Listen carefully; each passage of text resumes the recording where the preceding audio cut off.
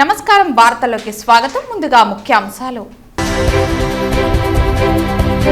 జనసేన తిరుపతి అభ్యర్థిగా చిత్తూరు ఎమ్మెల్యే ఆరణి శ్రీనివాసులను ప్రకటించిన అధిష్టానం.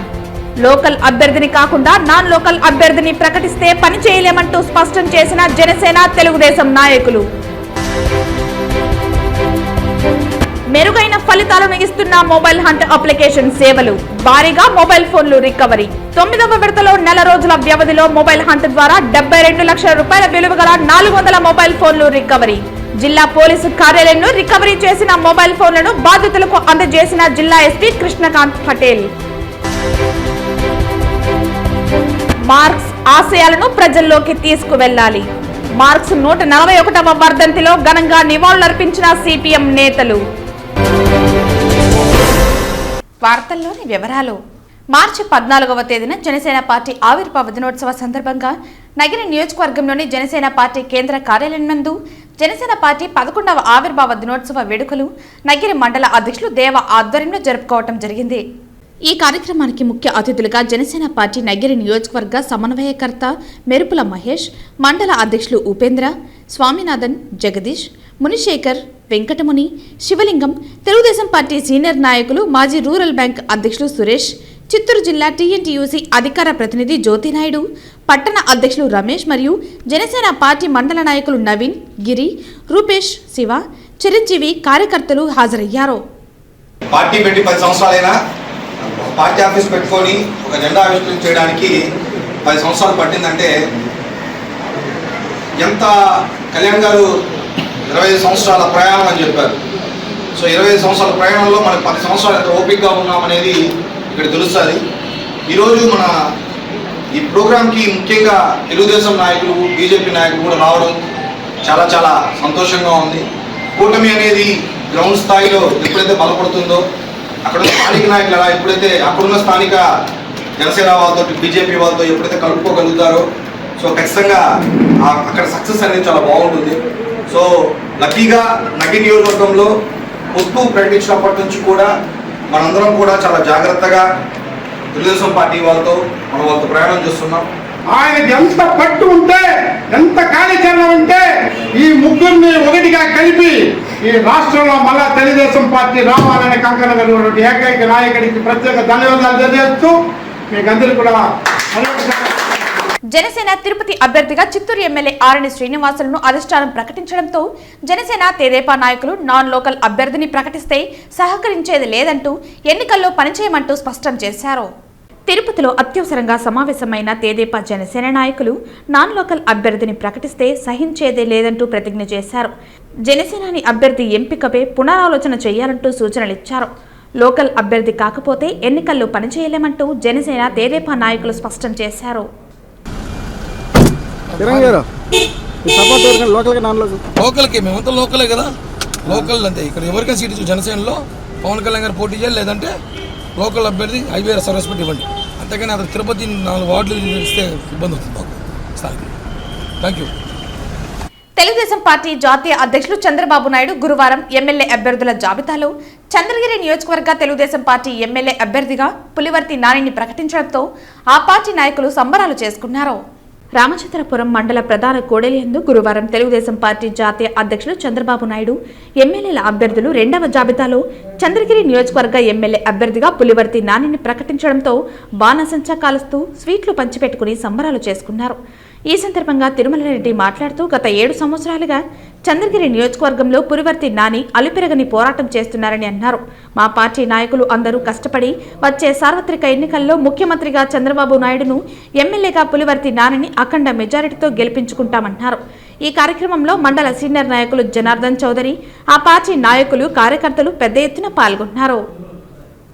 తెలుగుదేశం పార్టీ జాతీయ అధ్యక్షులు, మాజీ ముఖ్యమంత్రి శ్రీ నారా చంద్రబాబు నాయుడు గారు ఆశీస్సులతో చిత్తూరు జిల్లా తెలుగుదేశం పార్టీ పార్లమెంట్ అధ్యక్షులు, చంద్రగిరి నియోజకవర్గ అభ్యర్థి పులివర్తి నాని గారికి ఈరోజు సెకండ్ లిస్టులో చంద్రగిరి నియోజకవర్గ తెలుగుదేశం అభ్యర్థిగా నాని గారిని ప్రకటించడం జరిగింది. చంద్రగిరి నియోజకవర్గంలోని 6 మండలాల్లో తెలుగుదేశం పార్టీ కుటుంబ సభ్యులు కానివ్వండి, రామచంద్రాపురం మండలంలో ఉన్నటువంటి తెలుగుదేశం పార్టీ కార్యకర్తలు, నాయకులు అందరూ కూడా నాని గారి నాయకత్వంలో మేమంతా కష్టపడి పనిచేసి నాని గారికి రామచంద్రాపురం మండలం నుంచి కూడా 3,500 మెజార్టీ కూడా అందరి సహాయ సహకారాలతో తీసుకురావడం జరుగుతుంది. నాని గారు గత 7 సంవత్సరాలుగా నియోజకవర్గంలో ప్రతి గ్రామంలో పర్యటిస్తూ ప్రతి కార్యకర్తకి అందుబాటులో ఉంటూ ప్రజా సమస్యలు తెలుసుకుంటూ తెలుగుదేశం పార్టీ యొక్క పథకాలు కానివ్వండి, తెలుగుదేశం పార్టీ యొక్క సిద్ధాంతాలు కానివ్వండి, చంద్రబాబు నాయుడు గారి యొక్క కృషి వల్ల ఈరోజు ఆయన ప్రతి గ్రామంలో పర్యటించి తెలుగుదేశం పార్టీ కార్యకర్తలకు అందుబాటులో ఉంటూ ప్రజలకు అందుబాటులో ఉంటూ అటువంటి వ్యక్తిని నాని గారిని ప్రజల మనిషిని ఈరోజు చంద్రబాబు నాయుడు గారు తెలుగుదేశం పార్టీ అభ్యర్థిగా ప్రకటించడం జరిగింది. ఈ రోజు నుంచి కూడా మేమంతా కూడా కష్టపడి నాని గారి నాయకత్వంలో పనిచేస్తూ తెలుగుదేశం పార్టీకి విజయాన్ని కృషి చేస్తామని, ఈ రామచంద్రాపురం మండలంలో కూడా మంచి మెజార్టీ తీసుకొస్తామని, చంద్రగిరి నియోజకవర్గ తెలుగుదేశం అభ్యర్థిగా నాని గారు భారీ మెజార్టీతో గెలవడం ఖాయం. అదేవిధంగా మన ముఖ్యమంత్రిగా చంద్రబాబు నాయుడు గారు కూడా ఈ రాష్ట్రానికి ముఖ్యమంత్రి అవడం తథ్యమని కూడా తెలియజేసుకుంటూ ఇక్కడ వచ్చినటువంటి తెలుగుదేశం పార్టీ కార్యకర్తలు సంబరాలు చేసుకోవడం జరిగింది. ప్రతి కార్యకర్త కూడా ఇక్కడికి వచ్చినటువంటి ప్రతి ఒక్కరికి కూడా నేను తెలుగుదేశం పార్టీ తరఫున ప్రతి ఒక్కరికి నమస్కరించు ప్రతి ఒక్కరికి ధన్యవాదాలు తెలియజేసుకుంటున్నాను. దోపిడీ లేని సమాజ నిర్మాణానికి మార్కిజమే ఆయుధమని నేడు యశోదాన్ నగర్లోని సిఐటియు కార్యాలయంలో నిర్వహించిన మార్క్స్ 141వ వర్ధంతి కార్యక్రమంలో సిపిఎం జిల్లా కార్యదర్శి వందవాసి నాగరాజు అన్నారు. ఈ సందర్భంగా ఆయన మాట్లాడుతూ దోపిడీ లేని సమాజాన్ని నిర్మించడం కోసం మార్కిజం సిద్ధాంతాన్ని రూపొందించాడని కొనియాడారు. కేంద్రంలోని బీజేపీ ప్రభుత్వం కార్పొరేట్లకు ఊడిగం చేస్తూ ప్రజల్ని దోచుకుంటున్నారని విమర్శించారు. మత ప్రాతిపదికన పాలన కొనసాగిస్తున్నారని అన్నారు. వచ్చే ఎన్నికల్లో మతోన్మద బీజేపీని ఓడించడమే మార్క్స్ నిజమైన నివాళులర్పించడమని అన్నారు.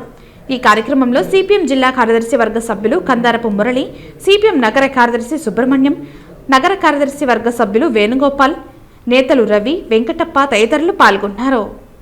అందులో భాగంగా మననే చూసాము సిఏఏ అని చెప్పేసి సిటిజన్షిప్ అమెండ్మెంట్ యాక్ట్ తీసుకొచ్చి ఈ మొత్తం పౌరుడికి పౌరసత్వం ఇవ్వడానికి సంబంధించి ముస్లిమ్స్ని కాకుండా మిగతా వాళ్ళకి మాత్రమే పౌరసత్వం ఇస్తామని చెప్పేసి ఒక చట్టాన్ని తీసుకొచ్చి దేశంలో అల్లకల్లాలు చర్చించింది. దాని ప్రజలకి ఈ 10 ఏళ్ళలో ఏమీ చేయకపోగా ఆ చేయకపోయిన చట్టాన్ని నిరుద్యోగాన్ని పరిష్కరించలేని పరిస్థితి, పేదలకు ఇల్లు కట్టలేని పరిస్థితి, ఇవన్నీ బయటపడిపోతాయనే ఉద్దేశంతో బీజేపీ యొక్క కొత్త అల్లకల్లోని చట్టాన్ని తీసుకొచ్చి పరిస్థితిని తీసుకోవడం ప్రయత్నం చేస్తుంది. మన రాష్ట్రంలో కూడా ఈరోజు ఒకప్పుడు తెలుగు జాతి అంటే గొప్పగా గర్వంగా ఉండేది, అన్యాయానికి అధర్మానికి వ్యతిరేకంగా నిలబడేది అల్లూరి సీతారామరాజు, లేకపోతే మనం రాజకీయంగా మనందరికీ తెలిసిన ఎన్టీ రామారావు, లేకపోతే రాజశేఖర ఇట్లాంటి వాళ్ళందరూ కూడా ఆ రోజు కేంద్ర ప్రభుత్వ నేతృత్వానికి వ్యతిరేకంగా పోరాడారు. కానీ ఈరోజు మనం చూస్తున్నాం ఒక వైసీపీ, ఈ పక్క తెలుగుదేశం, జనసేన మొత్తం కూడా 3 లొంగిపోయి మొత్తం ఈ కార్మిక వర్గాన్ని ద్రోహం చేసే పరిస్థితిలో మరింత కష్టాలు తెచ్చే పరిస్థితి కూరుకోవడం అనేది మన దురదృష్టం. అందుకని భారత కమ్యూనిస్ట్ పార్టీ మార్క్సిస్ట్గా మనం ఏదైతే మార్క్స్ ఆశయాలు ముందుకు తీసుకెళ్లే వాళ్ళుగా ఈ దేశ పరిస్థితులకు అనుగుణంగా మార్క్సిజాన్ని లెనినిజాన్ని అన్వయించి మనం వ్యతిరేకంగా పోరాటం చేస్తున్నాం.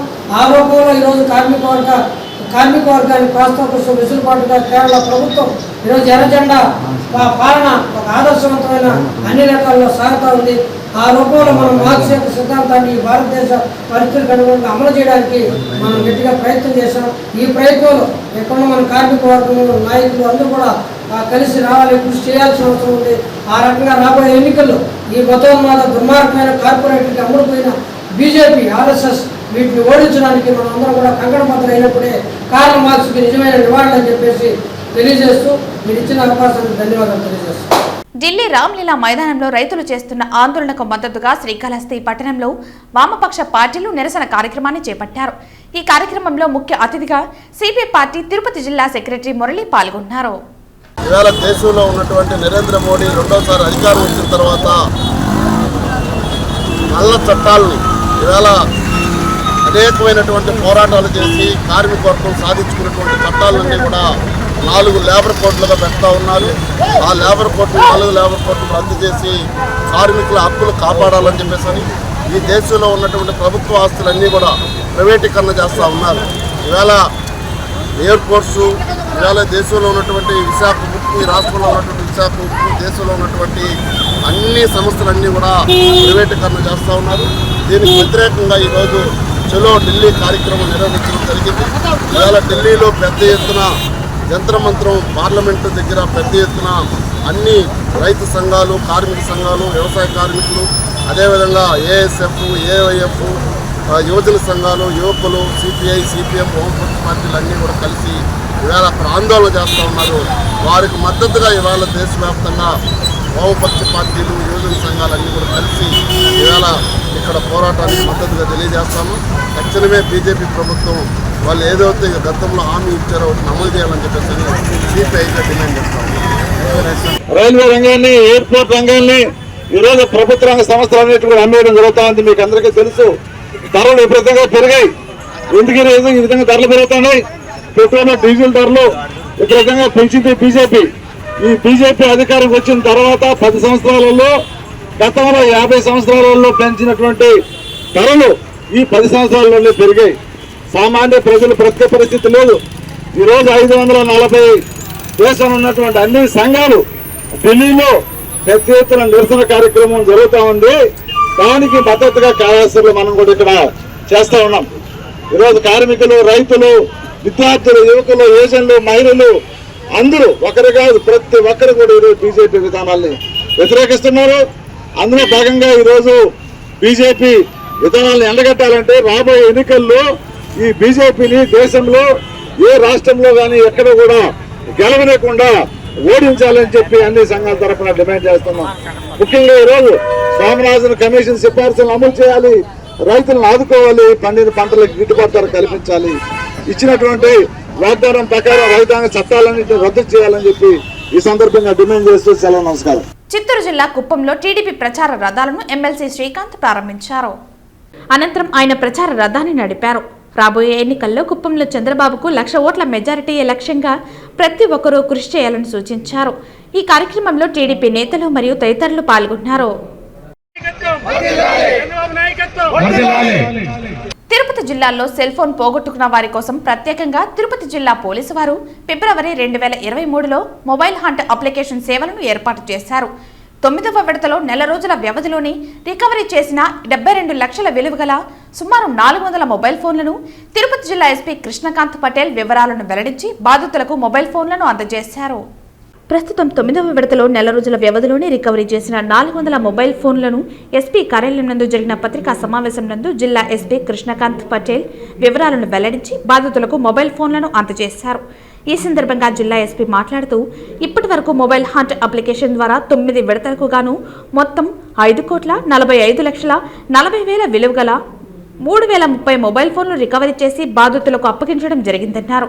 ప్రజలు ఎవరైనా తమ మొబైల్ ఫోన్లు పోతే పోలీసు వారు ఏర్పాటు చేసిన మొబైల్ హంట్ 9490617873 నంబర్కు వాట్సాప్లో హాయ్ లేదా హెల్ప్ అని మెసేజ్ చేస్తే వచ్చే లింక్ నందు తమ యొక్క వివరాలను పూరించాలని, లేదా సిఈఐఆర్ పోర్టల్ నందు ఫిర్యాదు చేస్తే సెల్ ఫోన్లో ఉన్న సమాచారం దుర్వినియోగం కాకుండా సెల్ ఫోన్ బ్లాక్ అవుతుందని అన్నారు. అలాగే పోగొట్టుకున్న ఫోన్ను త్వరితగతిన రికవరీ చేయడం జరుగుతుందని జిల్లా ఎస్పీ తెలిపారు. ఈ కార్యక్రమంలో అడిషనల్ ఎస్పీలు admin Venkatrao, SB DSP Bhaskar Reddy, cyber crime CI Vinod Kumar మరియు సైబర్ క్రైమ్ సిబ్బంది పాల్గొన్నారు. ఈ మొబైల్ హంట్ అనే యాప్ మనం ఇంట్రడ్యూస్ చేయడం జరిగింది ఫిబ్రవరి 2023లో. ఇది ఇప్పటివరకు 9th ఫేజ్ ఆఫ్ రికవరీ. ఈ ఫేజ్లో 400 మొబైల్స్ రికవర్ చేయడం జరిగింది. దాని వర్త్ వచ్చేసి 72 lakhs.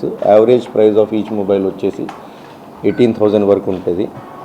మీ మొబైల్ హంట్ అనే యాప్లో కంప్లైంట్ ఎప్పుడైనా ఫోన్ పోతే యాప్ రిజిస్టర్ చేసుకొని హాయ్ అని మెసేజ్ పెడితే దానికి మీకు ఒక ఫామ్ వస్తుంది. దాంట్లో మీ డీటెయిల్స్ అప్లోడ్ చేయడం జరిగితే ఇట్ విల్ బి రికవర్ అయిన తర్వాత కాంటాక్ట్ చేసి ఇవ్వడం జరుగుతుంది. ఇప్పటి వరకు మొత్తం ఇది 9 phases జరిగింది. ఓవరాల్గా 2,600 మొబైల్ ఫోన్స్ రికవర్ జరిగింది. యావరేజ్ కాస్ట్ వచ్చేసి ఓవరాల్గా 5 crores worth mobiles 9th phase recover చేయడం జరిగింది. సో మీకు డీటెయిల్స్ అన్ని ప్రెస్ నోట్ ద్వారా రిలీజ్ చేయడం జరుగుతుంది. దీంట్లో మన cyber crimes inspector R Vinod Kumar ఎఫెక్టివ్గా వర్క్ చేయడం జరిగింది. అదేవిధంగా వాళ్ళ టీం కానీ మా డిస్ట్రిక్ట్ ఎస్పీ అడ్మిన్ కానీ SB all have taken keen interest in this అనేది పబ్లిక్కి ప్రతి ఒక్కరికి హ్యాండ్ ఓవర్ చేయడం కూడా జరుగుతుంది. పొంగునూరులో రాష్ట్ర విద్యుత్ అటవీ శాఖ మంత్రి పెద్దిరెడ్డి రామచంద్రారెడ్డి పర్యటించి చేదేళ్ల వద్ద ఆటోనగర్కు భూమి పూజ చేశారు. ఈ సందర్భంగా మంత్రి మాట్లాడుతూ 30 ఏళ్లు పొంగునూరు ప్రభుత్వాల నిర్లక్ష్యానికి గురైందన్నారు. 30 ఏళ్ల అభివృద్ధిని 5 ఏళ్లలో చేసి చూపించామన్నారు. సీఎం వైఎస్ జగన్ సహకారంతో నియోజకవర్గం పూర్తి స్థాయిలో అభివృద్ధి జరిగిందని అన్నారు. ఈ ప్రాంతంలో 3 రిజర్వాయర్లు తీసుకువచ్చామని, పొంగునూరు నియోజకవర్గంలో ప్రతి ఇంటికి కుళాయి ద్వారా నీరు అందిస్తామన్నారు. ఇప్పటికే ప్రతి గ్రామంలో 20,000 లీటర్ల కెపాసిటీతో ఓవర్ హెడ్ ట్యాంకులు నిర్మించామని అన్నారు. ప్రతి రైతుకు సాగునీరు కూడా అతి త్వరలో అందుతుందన్నారు. ఎమ్మెల్యేగా నన్ను, ఎంపీగా మిథున్ రెడ్డిని గెలిపించాలని కోరుతున్నామన్నారు.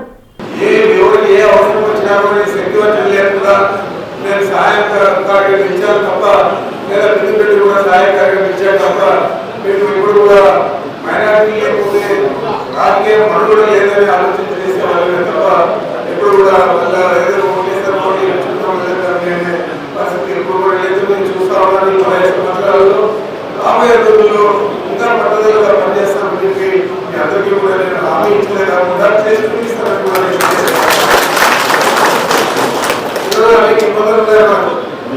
బీజేపీ జనసేన వాళ్ళిద్దరూ ఒకే పార్టీ అనుకోండి. మరి వాళ్ళిద్దరూ తెలుగుదేశం పార్టీతో కలవడం, తెలుగుదేశం పార్టీ ఈరోజు ఉదాహరణ వేసుకుంటారని బీజేపీతో కలిసి మేడం. ఆ రోజు చంద్రబాబు నాయుడు ఏం మాట్లాడారు, మోడీని ఇంకా పర్వాలేదు, ఏం చేసినా పర్వాలేదు, వాళ్ళ ఇంట్లో ఆడవాళ్ళు కూడా అవైలబుల్గా మాట్లాడడానికి చంద్రబాబు. కానీ ఈరోజు నాకు ఏం లేదు, అంతా బాగుంది ఏదో మాట్లాడే. ఈరోజు మీరు పేపర్లు కూడా చూసించారు, ఒక స్పెషల్ స్టేటస్ తప్ప అన్ని ఇచ్చేసాడు. ఆ స్టేటస్ కోసం నేను మాకు వినియోగించాడు, మేము అక్కడి నుంచి అలయన్స్ వదిలేసాము. ఇప్పుడేమన్నా స్టేటస్ ఇచ్చాడా, స్పెషల్ స్టేటస్ ఇలా మళ్ళీ తిరిగి అలయన్స్ పెట్టుకునేదానికి నేను అడుగుతాను. చంద్రబాబు నాయుడు అవకాశవాది, అవసరం ఉంటే కాలు పట్టుకుంటాడు, అవసరం లేకపోతే జుట్టు పట్టుకుంటాడు. ఇలాంటి వ్యక్తులు రాజకీయాల్లో ఉండకూడదు. కానీ మన దురదృష్టం ఉన్నారు. నేను మనం చేస్తా ఉన్నాను, ఈసారి తెలుగుదేశం పార్టీ ఓడిపోతే చంద్రబాబు నాయుడు పీడ విడుదలైపోతారు.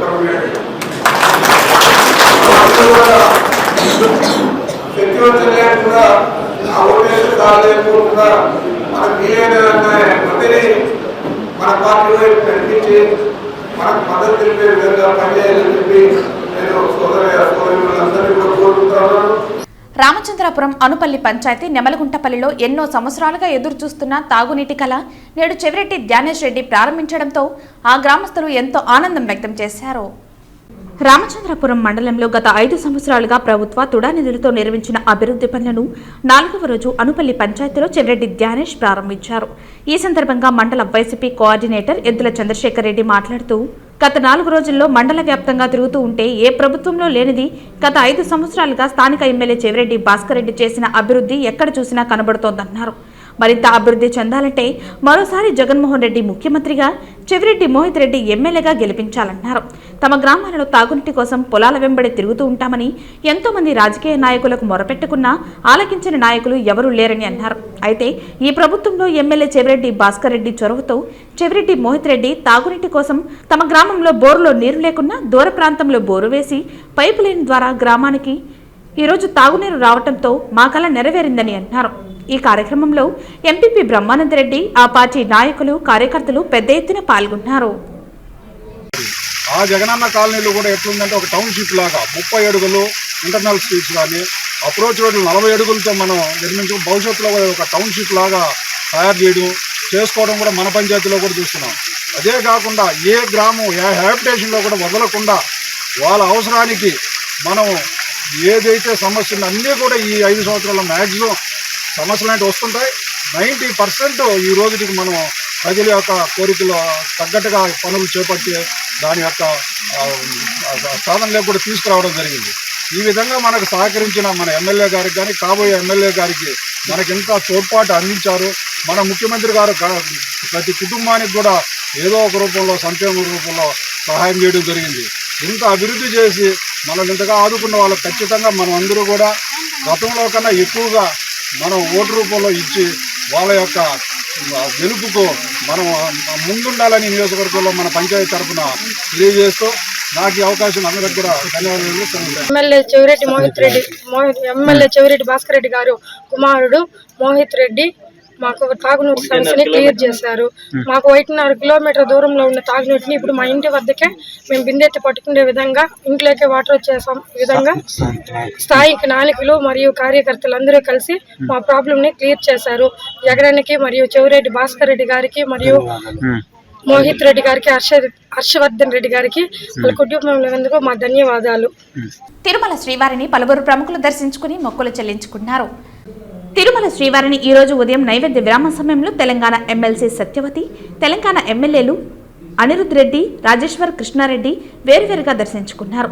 వీరికి ఆలయ అధికారులు స్వాగతం పలికి దర్శన ఏర్పాట్లు చేశారు. దర్శన అనంతరం రంగనాయకుల మండపంలో వేద పండితులు వేద ఆశీర్వచనం అందించగా టీటీడీ అధికారులు తీర్థప్రసాదాలు అందించారు.